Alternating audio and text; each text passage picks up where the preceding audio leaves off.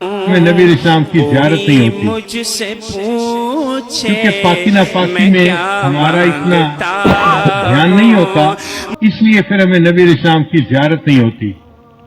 بہت سارے لوگ یہ کوشچن پوچھتے ہیں کہ جی اتنے سالوں سے ہم کوشش کر رہے ہیں کہ ہمیں نبی علیہ الصلوۃ والسلام کی زیارت نصیب ہو مگر نہیں ہوتی۔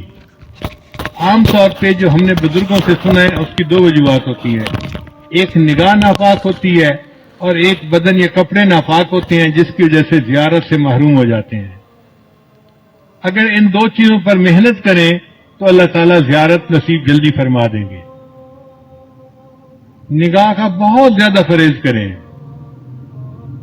100% پرہیز کریں گے تو اللہ تعالیٰ کی طرف سے پھر نبی اسلام کی زیارت والی سعادت نصیب ہو جائے گی۔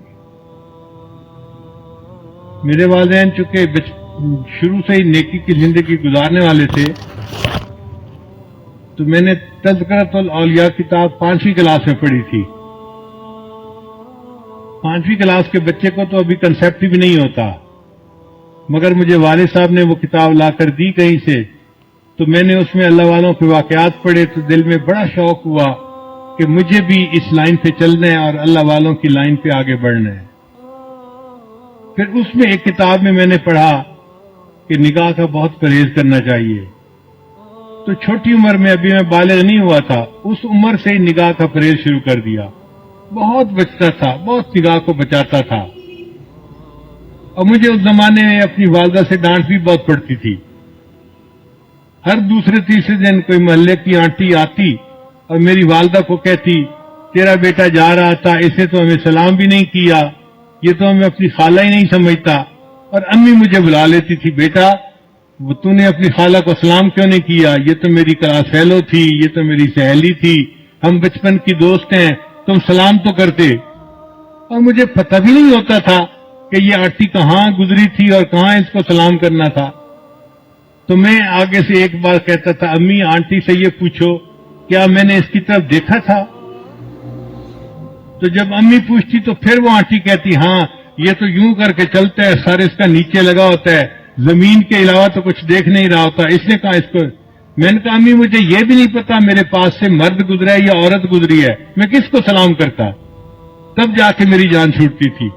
لیکن اندر اندر مجھے بہت غصہ آتا تھا ان آنٹیوں پہ، سارا محلہ خالہ بنا ہوا ہے، سارا محلہ آنٹی بنا ہوا ہے اور بس ان کو سلام ہی کرو چلتے ہوئے۔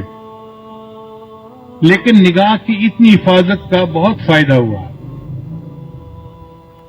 مجھے آتے جاتے جوتوں کی آواز سے پتہ چلتا تھا کہ قریب سے کون گزر رہا ہے۔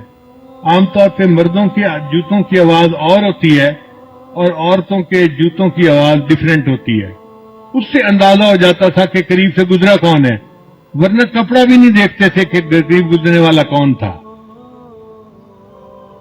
اتنی نظر کی حفاظت کرنی ہوتی تھی۔ اس پر اللہ رب العزت نے پھر جو مہربانیاں کی وہ اب کیا بتائیں آپ کو۔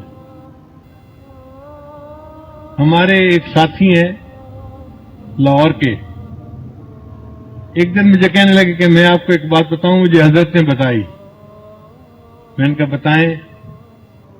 کہنے لگے کہ حضرت نے مجھے بتایا کہ دیکھو اس وقت آپ کسی مسجد میں کھڑے تھے، آپ کی طرف اشارہ کر کے حضرت نے کہا کہ اس بچے کو اس وقت 100 سے زیادہ مرتبہ نبی اسلام کی زیارت ہو چکی ہے۔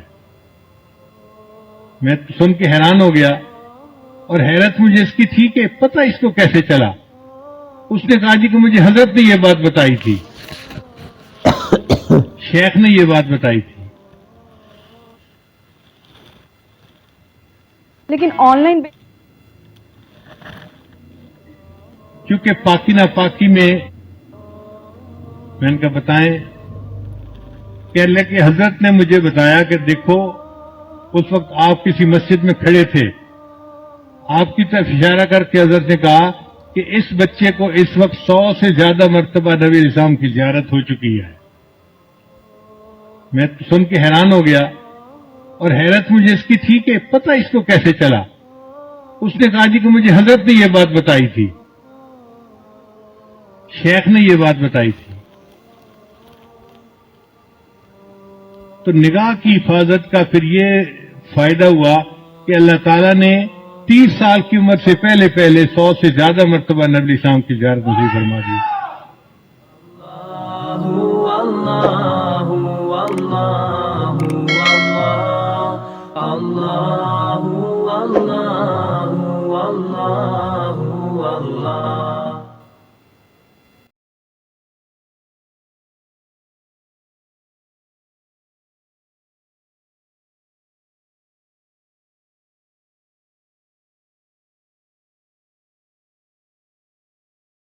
مدینہ